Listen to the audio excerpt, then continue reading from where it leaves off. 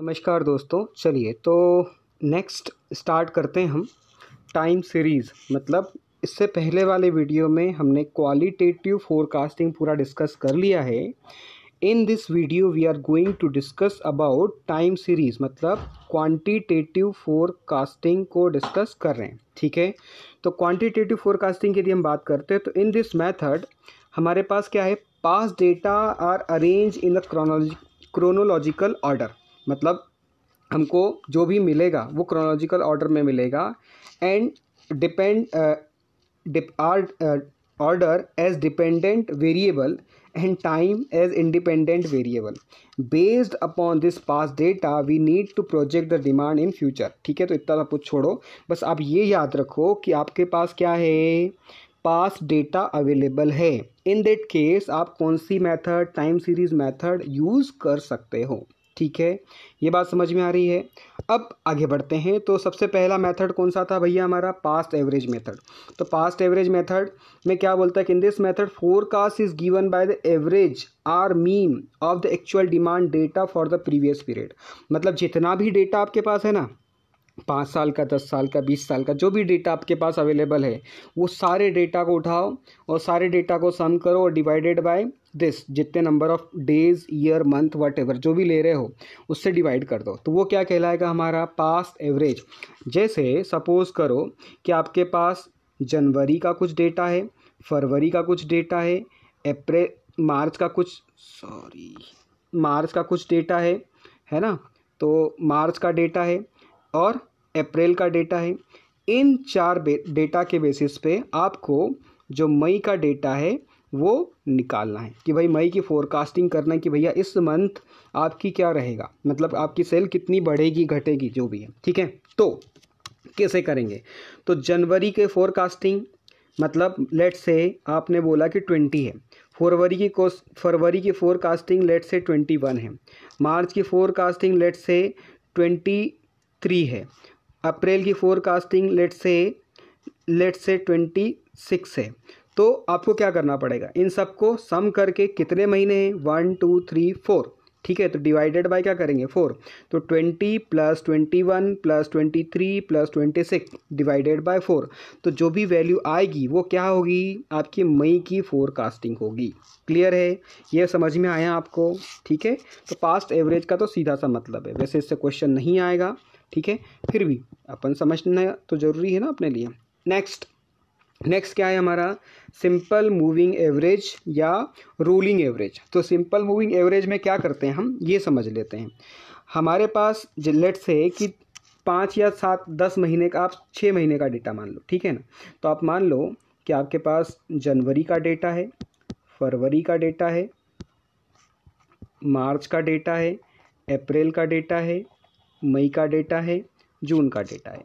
अब इस बेसिस पर आपको जुलाई का डेटा क्या करना है, निकालना है। तो जनवरी का डेटा मान लो कि आपके पास था 210 रुपीज़, फरवरी का डेटा था 205 रुपीज़। ठीक है, और मार्च का डेटा था 201 रुपीज़, अप्रैल का डेटा था 210 रुपीज़, मई का डेटा मान लो कि 215 रुपीज़, जून का डेटा मान लो 212 रुपीज़, जो भी मानना हो। ठीक है, तो क्या करेंगे हम इसमें, लेट्स से कि मुझे बोला है कि moving average low for the period of 3। ठीक है ना, मतलब 3 महीने का मुझे लेना है मूविंग एवरेज। तो मैं क्या करूँगा, केवल अप्रैल, मई और जून, मतलब ये 210, 215 और 212, ठीक है, इसको सम करके डिवाइडेड बाय 3 कर दूंगा। ठीक है, मतलब केवल मुझे क्या करना है अल्टीमेटली, कि मुझे केवल क्या करना है कि मुझे इन 3 मंथ के डेटा से ही मतलब है। ठीक है, इधर प्रीवियस में क्या था उससे कोई मतलब नहीं है। क्लियर है, तो हम क्या कर गए, मूव कर गए। जैसे लेट्स से कि आपको अप्रैल का फोरकास्ट करना होता, तो अप्रैल के फोरकास्ट के लिए तो आपके पास इधर कोई डेटा नहीं है, तो ऑब्वियस है कि आप 210, 215 और 201 लेते। लेकिन मई का करना होता तो आप इस 210 को छोड़ देते, मतलब 215, 201 और 210, इसको लेकर डिवाइडेड बाय क्या कर देते, 3 कर देते। क्लियर है, तो ये क्या कहलाएगा, आपका सिंपल मूविंग एवरेज मेथड। ठीक है, ये आई थिंक समझ में आया होगा। ठीक है, तो यदि मैं यहाँ पर बात करूँ तो क्या बोलता है कि एन जो है वो मेरा क्या है, एन क्या है मेरा, number of period for simple moving average. First forecast में कितना ले रहे हैं अपन, n प्लस 1th पीरियड के लिए। This method usage pass data and calculate a rolling average, मतलब अपन छोड़ते चले जा रहे हैं चीज़ों को, पीछे वाले को, ठीक है ना। जैसे हम क्या करते हैं, पास की चीज़ों को जितना जल्दी हो सके भूल के आगे बढ़ें, उतना ज़्यादा अच्छा है ना हमारे लिए। तो वही बात है कि हम क्या बोल रहे हैं कि यहाँ पर हम रोलिंग एवरेज की बात करें तो for a constant period fresh average is computed, ठीक है। तो पुराने वाले डेटा को छोड़ के फ्रेश एवरेज ले रहे हैं at the end of each period by adding the actual demand data, actual demand data for the most recent period and deleting the data for older period। वही तो बोला हमने कि भैया पुराना जो डेटा है डिलीट, उसको क्या कर दो, डिलीट कर दो, छोड़ ही दो, मानो ही मत। in this method a data is changes from period to period, it is termed as moving average method, ठीक है। चलिए, तो यहाँ पर इसने एक एग्जांपल दे दिया है कि भाई हमारे पास सपोज करो कि ये ईयर था और ये हमारे पास डिमांड था 2009, 2010, 2011, 2012, 13, 14, 15। अब इसके बेसिस पर हो सकता है कि आपको 16 का पूछ ले, या हो सकता है किसी बीच का भी पूछ ले, क्योंकि यहाँ तो क्या दिया है, आपको डिमांड दिया है। इसके बेसिस पर यदि आपको फोरकास्ट करना हो तो कैसे करेंगे।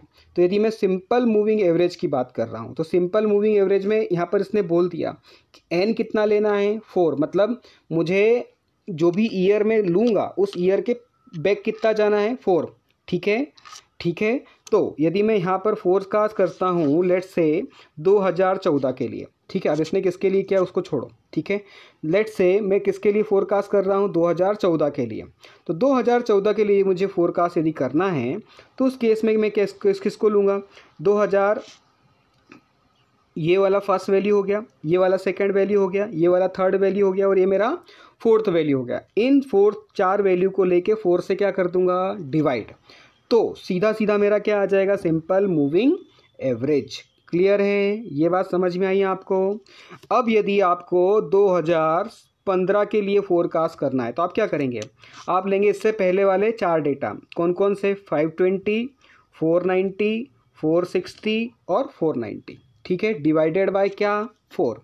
क्लियर है, ये समझ में आया होगा आई थिंक आपको। तो इसको ही हम क्या बोलते हैं, simple moving average method. Next we comes to weighted moving average method. तो वेटेड मूविंग एवरेज मेथड में भी हमको यहाँ पर गिवन होगा कि हमको कितने टाइम पीरियड के लिए बात करना है, ठीक है। तो वेटेड मूविंग एवरेज में मेथड में हम क्या करते हैं, जो हमारा इनिशियल डेटा है जो हमको एकदम रिसेंटली मिला है उसको वेटेज ज़्यादा देंगे, उसके बाद वाले को और उससे कम वेटेज देंगे, और उसके बाद वाले को और कम वेटेज देंगे, और उसके बाद वाले को और कम वेटेज देंगे, ठीक है। जैसे यहाँ पर इसने बोल दिया कि आप फोरकास्ट करो 2013 के लिए, ठीक है। तो फोरकास्ट करो 2013 के लिए और एन कितना है आपका, 4। तो पिछले 4 साल का डेटा आपके पास होना चाहिए, मतलब 2012 का, 2011 का, 2010 का और 2009 का। तो सबसे ज़्यादा वेटेज किसको देंगे आप, 2012 वाले को। मतलब आपने क्या किया कि ये जो टेबल थी तो आपने इसमें किसका निकालना था, 2013 का ना। तो 12 को वेटेज दिया 0.4, 11 को वेटेज दिया 0.3, 10 को वेटेज दिया 0.2 और 9 को वेटेज दिया 0.1। तो 0.4, 0.3, 0.2, 0.1, 0.4 into 460 plus 0.3 into 490 plus 0.2 into 430 plus 0.1 into 410, ठीक है। तो यहाँ से जो मिलेगा वो आपका क्या होगा, वेटेड मूविंग एवरेज, ठीक है। इसको और क्लियरली समझते हैं, ठीक है ना। अभी तो यहाँ केवल अपने एग्जांपल लिया। This method gives the unequal weightage to each demand, क्योंकि सिंपल मूविंग एवरेज में क्या हो रहा था कि हम सबको केवल पास वाले डेटा को तो छोड़ रहे थे, लेकिन सबको वेटेज क्या दे रहे थे, बराबर। यहाँ पर बराबर वेटेज ना देके जो मोस्ट रिसेंट डेटा है उसको ज़्यादा वेटेज, फिर उससे पहले वाला उसको और कम वेटेज, उससे बाद वाला उसको और कम वेटेज, ठीक है ना। In such a manner the summation of all the weight always equal to 1। The most recent data is given by the highest value and weight assign to the oldest data will be given the least. यही तो बोला अपन ने, यही तो समझा, ठीक है ना। चलिए मेथड को समझते हैं कि कैसे करेंगे। तो क्या करेंगे, लेट्स से कि आपको n टाइम n पीरियड के लिए निकालना है, तो n आपका कुछ भी हो सकता है, वन मतलब n आपका कुछ भी हो सकता है, ऐसे मतलब है मान लो कि आपको n दिया है 4, ठीक है। तो n यदि 4 दिया है तो हम इसका क्या करेंगे, सम ऑफ n नेचुरल नंबर निकाल लेंगे, ठीक है। तो सम ऑफ नेचुरल नंबर का फॉर्मूला क्या होता है, n+1/2, ये सबको पता ही होगा, ठीक है ना। तो sum of n natural number निकाल लिया मैंने, ठीक है। Find the sum of n natural number, n natural number का फॉर्मूला क्या, n+1/2।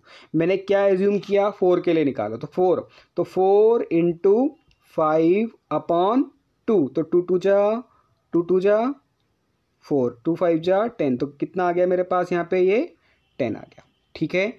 अब जो भी मेरे पास डेटा होगा मैं उसको उससे क्या कर दूंगा, डिवाइड कर दूंगा। लेट्स से मेरे पास 4 था ना, तो मैंने क्या किया, सबसे पहले 4/10, देन 4/10 के बाद नेक्स्ट क्या आ जाएगा मेरा, उसके बाद जो आएगा उसमें n-1 divided by summation of n, मतलब वही समेशन ऑफ n मतलब sum of n natural number, n-2 upon summation of n, इसी तरह से चलते चले जाएगा। तो यहाँ पर यदि 10 आया था तो और n कितना था मेरा 4, तो क्या बनेगा सीक्वेंस 4/10, फिर अगला n-1, तो 4-1 कितना हो गया 3/10, अगला क्या बनेगा 2/10, अगला क्या बनेगा 1/10। क्लियर है, तो ये चारों निकल गए। बस अब इन चारों 0.4 सबसे पहले वाले को मतलब लास्ट वाले को लेंगे अपन, मतलब जो इनिशियल वाला होगा, बिल्कुल जैसे 2000, जैसे आपको निकालना है, मान लो कि आपको निकालना था 2014 के लिए, ठीक है। तो आपने क्या सबसे पहले कौन सा डेटा लेंगे, 2013 का, उसको कितना वेटेज देंगे 0.4, फिर इसका जो डेटा होगा उसके बाद होगा 12 का डेटा, तो उसको वेटेज कितना देंगे 0.3, उसके बाद जो 11 का डेटा होगा उसको वेटेज कितना देंगे 0.2, उसके बाद जो 10 का डेटा होगा उसको कितना वेटेज देंगे 0.1। समझ आया, ठीक है। तो यही बात कर रहे थे अपन यहाँ पे, क्लियर है। तो arrange in the decreasing order, इसको डिक्रीजिंग ऑर्डर में अरेंज कर लो और फिर उससे सॉल्व कर लो। तो यहाँ पर इसने एग्जांपल भी दिया 4 के लिए, तो देख ही लिया अपन ने, 5 के लिए देख लो। तो 5 के लिए क्या हो जाएगा, 5+1 डिवाइडेड बाई 2, तो 5 × 5+1 मतलब 6 डिवाइडेड बाय 2, तो कितना हो गया 5×3 जा, तो यह कितना आ गया अपने पास, समेशन कितना आ गया 15। क्लियर है, अब समेशन 15 आया तो 5/15, 4/15, 3/15, 2/15, 1/15, वही ना, n upon square root n upon summation of n, n-1 upon summation of n, n-2 upon summation of n, n-3 upon summation of n, n-, ठीक है ना। तो इस तरह से एक एक कम होते चलेगा, ठीक है। चलिए, तो इसका क्वेश्चन लेंगे तब समझ में आएगा ये बात और ज़्यादा अच्छे से। तो क्या बोलता है क्वेश्चन कि project the demand for each of the time period using simple moving average. Simple moving average के लिए n कितना लेना है 3, and weighted moving average method के लिए कितना लेना है 4। तो find the forecast for 9th period and 10th and 11th period, ठीक है। तो उसके लिए 9th 10th और 11th के लिए आपने क्या करना है, फोरकास्ट करना है, ठीक है। तो यहाँ पर 2 टेबल बनेगी, क्या देखो, ये क्वेश्चन में इतना तो आपको ये वाला पीरियड गिवन होगा और डिमांड गिवन होगा। सिंपल मूविंग एवरेज ये आपको निकालना पड़ेगा, वेटेड मूविंग एवरेज ये भी आपको निकालना पड़ेगा। देखते हैं कैसे निकालते हैं, ठीक है। चलिए, तो n = कितना है भैया 3, और इधर कितना है n = 4। पहले मैं सिंपल मूविंग एवरेज पर ही चले जाता हूँ। तो 3-3 के बंच बनेंगे, मतलब डिमांड के 3-3 के बंच। तो ये 460 + 340 + 520 डिवाइडेड बाय 3, ठीक है। तो आई थिंक आप इसको कैलकुलेट करें तो 440 आना चाहिए, ठीक है। इसी तरह से जब अगली वैल्यू निकालूंगा तो क्या करेंगे हम, उसको छोड़ दो, कौन सी वाली वैल्यू को, 460 को। तो आप क्या करेंगे 340 + 520 + 730 डिवाइडेड बाय 3, तो ये आएगा। इसी तरह से अगली वैल्यू के लिए क्या करेंगे 520 + 730 + 400 डिवाइडेड बाय 3, तो क्या आएगा 550। इसी तरह से अगली वैल्यू के लिए क्या करेंगे, 520 को छोड़ दो तो ये आ जाएगा डिवाइडेड बाय 3। इसके लिए अगली वैल्यू के लिए क्या करेंगे, तो इसको यहाँ से चालू करेंगे डिवाइडेड बाय 3। इसके बाद 480 मतलब ये, इसके लिए क्या करेंगे यहाँ से शुरू करेंगे डिवाइडेड बाय 3। क्लियर है, तो ये आपका क्या आ जाएगा सिंपल मूविंग एवरेज, ठीक है। क्लियर है, इसी तरह से आते चले जाएगा। अब देखो यहाँ पर आके रुक गया, क्यों रुक गया, क्योंकि 600 के बाद तो जैसे अपन देखेंगे तो वो क्या होगा, 3-3 का निकालना है आपको, तो 600 ही आते चले जाएगा। क्लियर है, लेकिन जब मैं वेटेड मूविंग एवरेज पर जाता हूँ तो वेटेड मूविंग एवरेज में क्या होता है देखते हैं। तो यहाँ पर क्या है, वेटेड मूविंग एवरेज आपका n = 4, ठीक है। तो यहाँ पर 4-4 के पेयर्स बनेंगे भैया। 4-4 के पेयर्स कैसे बनेंगे? 4-4 के पेयर्स कैसे बनेंगे? मतलब आपको क्या करना है, 460 प्लस 340 प्लस 520 प्लस 730 ये पेयर बना के डिवाइडेड बाय कितना करना पड़ेगा, 4। तो ये 3 छूट गए, चौथे नंबर पे आएगा, तो ये कितना आ गया, 4 छूटेंगे, ठीक है। तो 5वें नंबर पे आएगा 562। क्लियर है? इसी तरह से अगला, अभी मैं सिंपल मूविंग एवरेज ही कर रहा हूँ इसका, ठीक है ना, अभी वेटेड नहीं निकाला मैंने, ठीक है। हाँ, वेटेज यदि निकालना होगा तो क्या करना पड़ेगा, पहले मुझे समेशन ऑफ एन निकाल लो। तो समेशन ऑफ एन क्या आ जाएगा, समेशन ऑफ एन जो आएगा मेरा वो कितना आएगा, 4 तो 10 आ जाएगा, ठीक है ना, ठीक है, ठीक है। तो 4 × 5 मतलब 10 आ जाएगा। क्लियर है? अब मुझे कितने के लिए लेना है, 4 के लिए, तो वही मेरा बनेगा 0.4 पहला वाला, फिर बनेगा 0.3, फिर बनेगा 0.2। कैसे किया ये समझ में आ रहा होगा, पिछले वाली स्लाइड में किया अपन ने 0.2, उसके बाद आ जाएगा 0.1। तो अब मैं क्या करूँगा, मल्टीप्लाई करूँगा। किसका मल्टीप्लाई करूँ भैया, तो मुझे कितने, 5th वाले के लिए निकालना है ना, ठीक है। तो 5th वाले के लिए निकालेंगे तो 0.4 × 730, 0.3 × 520 प्लस 0.2 × 340 प्लस 0.1 × 460, जो भी आएगा वो 562 आना चाहिए, ठीक है। करके देखिएगा। इसी तरह से 517 कैसे मिलेगा मुझे, तो 0.4 × 400 प्लस 0.3 × 730 प्लस 0.2 × 520 प्लस 0.1 × 340, तो यहाँ पर ये नेक्स्ट वैल्यू आ जाएगी। इसी तरह से अगली वैल्यू के लिए क्या करेंगे, 0.4 × 430 प्लस 0.3 × 400 प्लस 0.2 × 730 प्लस 0.1 × 520, ठीक है। तो ये आपका ये टेबल बन जाएगा। क्लियर है? तो ये वेटेज बता दिया इसने कि वेटेज ऐसे आ जाएगा। क्लियर है?